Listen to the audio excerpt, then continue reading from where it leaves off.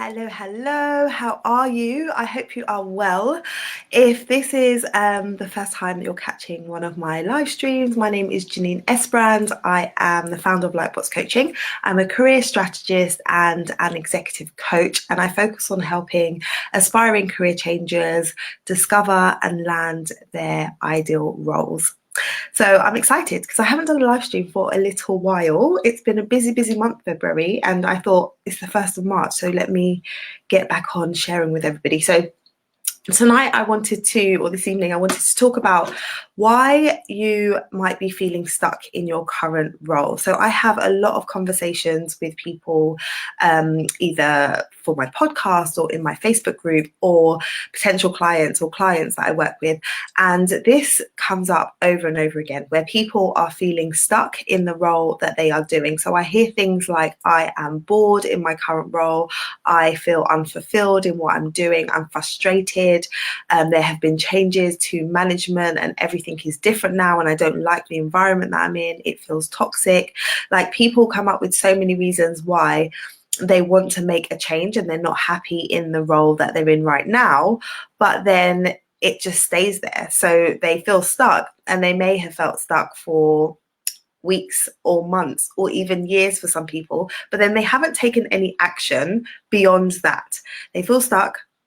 They know what they don't want to be doing, but then they don't really know what next. How do they figure out what is the right thing for them to do next? Where do they go next? How do they figure out? And because it seems so big and so hard to figure out, then people don't necessarily move forward. So I wanted to just share with you a few points around how you can move out of feeling stuck and move towards actually making that move into a role that is fulfilling, and into a role that does light you up, and into a position where you enjoy going to work and you enjoy being in the environment with your co-workers, and you feel like the time that you're spending at work is time well spent, particularly if you are a mother. Like, if you are a mother or a parent, as in mother, father, whichever parent, and you are putting your child in childcare to then go to a job, you want to feel like the time that you're spending away from them is time well spent, right? You want to feel like you are doing work that lights you up, that you enjoy,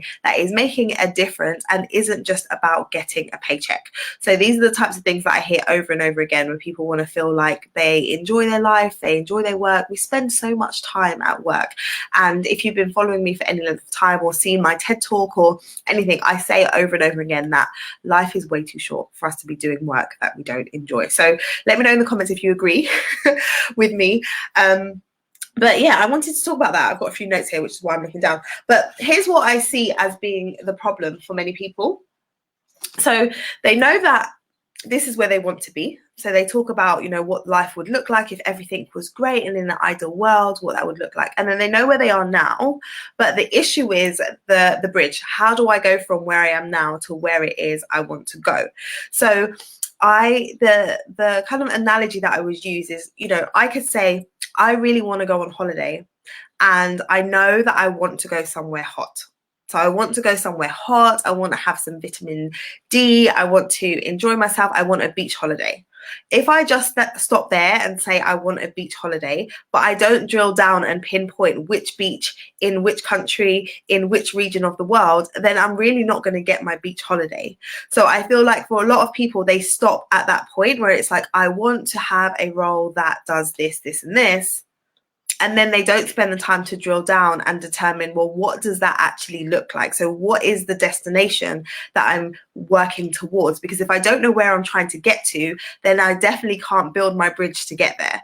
So I think the problem for a lot of people is they feel stuck, they feel frustrated, and then the first thing that they decide to do is jump online, scroll some job boards, and look for opportunities. So in their frustrated state, in the state where they feel like overwhelmed, annoyed, they just feel like they're in a rut, they then go online and start scrolling for opportunities.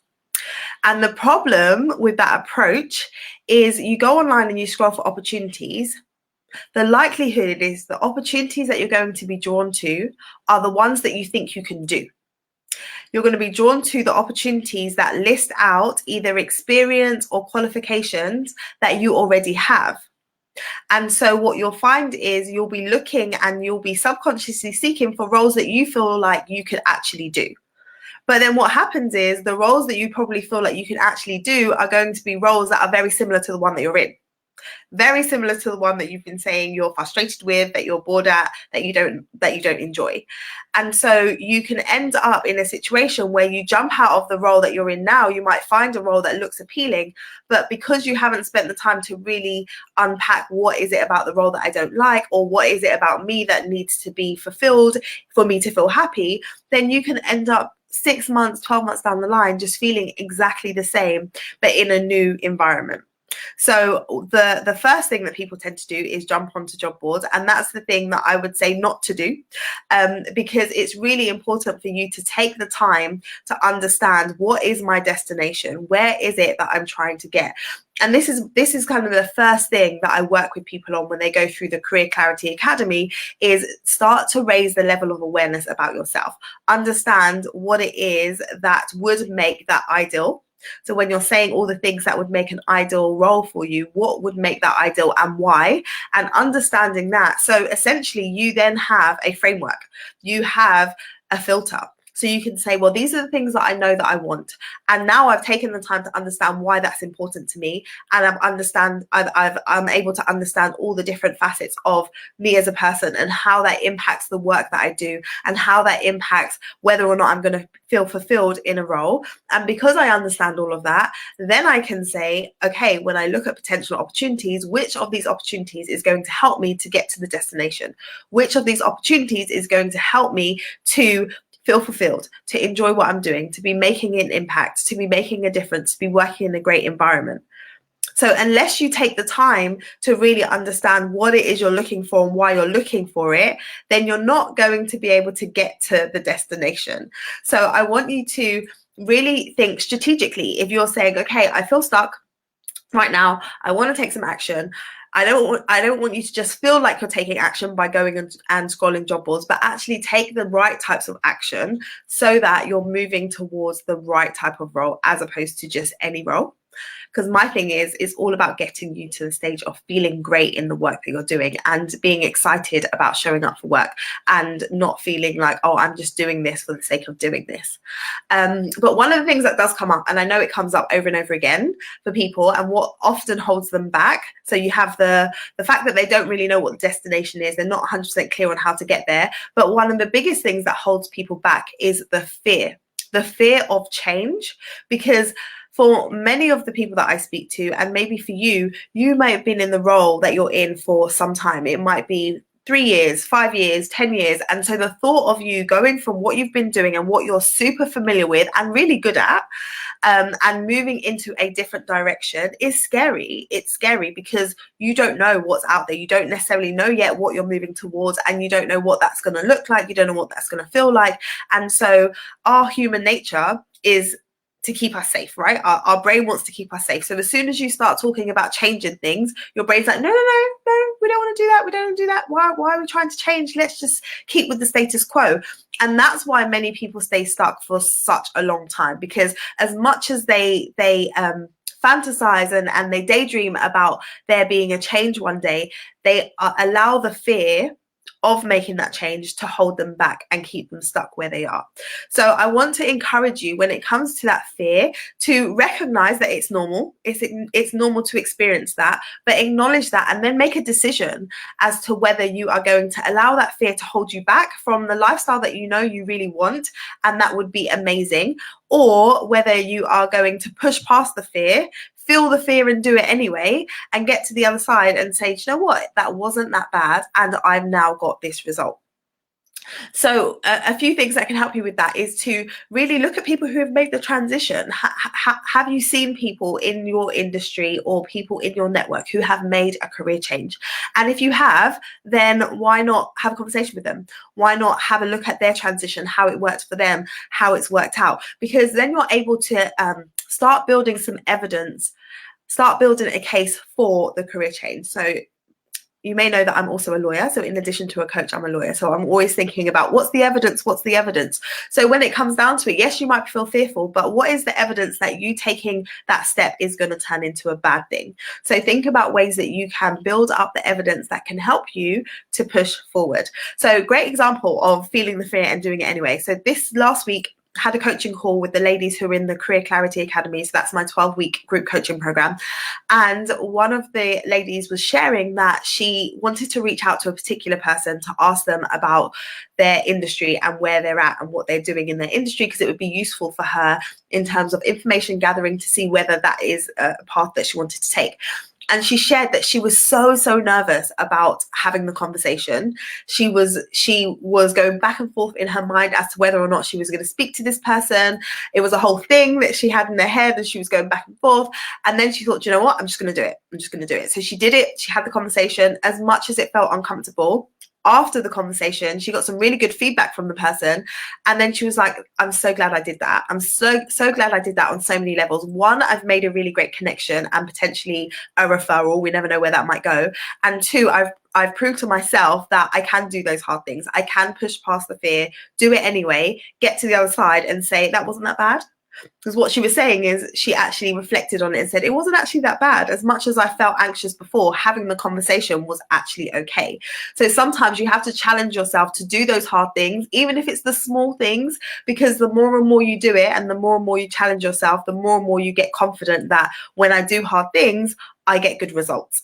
So I want to encourage you that don't allow the fear to hold you back. So essentially, when it comes to getting unstuck, there's a few different things that go into that, right? So firstly, getting unstuck means that you need to really think about, well, what is it that I want to do? Where is it that I want to go? And understand why you want to go there. What are the different elements of the destination that are important to you, so that when you're looking at opportunities, you know what your filter is, you know what it is that you're working towards. And then you really want to look at, like, what is holding me back? What is really holding me back from moving forward? And address that, acknowledge it, and then make a decision that you are going to move forward. Because if you've painted the picture of where it is you want to go, and you're saying, I really don't enjoy the life that I'm living right now, and this is what I want, then you have to ask yourself, is it worth it? Is it worth it to push through? Is it worth it to keep moving towards what will be my new goal, my new dream? Or should I just stay here and in a year's time or 2 years' time just be in the same position and wish I would have made a move sooner? So ask yourself that. Now, if you are someone who is committed to making a career change, I would love for you to come and join my Facebook group. So I've recently narrowed down my focus. So I was previously helping women with their careers beyond motherhood and different aspects of that. But over the last few months, I've been helping women make career changes, and I have seen some great results with the ladies that I've been working with, and I'm loving this kind of focus. And so my Facebook group has recently been renamed and changed. And so the focus of the group is for those people who are aspiring to make a career change, and they want to do that by leveraging their current skills and experience. So I like to help people to see how they can change career direction without necessarily having to retrain. I think one of the things people think is, oh, if I change careers, I'm going to have to go back to uni, I'm going to have to go get a master's, I'm going to have to go study. That's not necessarily the case. And so in this group, I'm going to be helping people to identify how they can make the transition in a more simple way. So the group is called Career Change Made Simple. If you want to come and hang out with me and the other ladies in the group, come over. If you go to lightboxcoaching.com/join, then you can come and request to join that group. So I hope to see you on the inside. I'm going to be sharing lots more around career change and what we should be doing and how we can get more focused to get results in that group. So I hope to see you there, and I'll be back very soon doing another live stream. So have a good afternoon. I can't see the comments on here. So I'm just going to have a quick look to see if anyone on the other side says hi. So I'm doing some really interesting tech. So I'm using an app called StreamYard, a tool called StreamYard. So I am streaming on both LinkedIn and Facebook at the same time, but it means that I can't necessarily see my the comments. So if you're watching this on the replay, type below if you have any questions, any comments, let me know, and I will see you again very, very soon. Bye bye.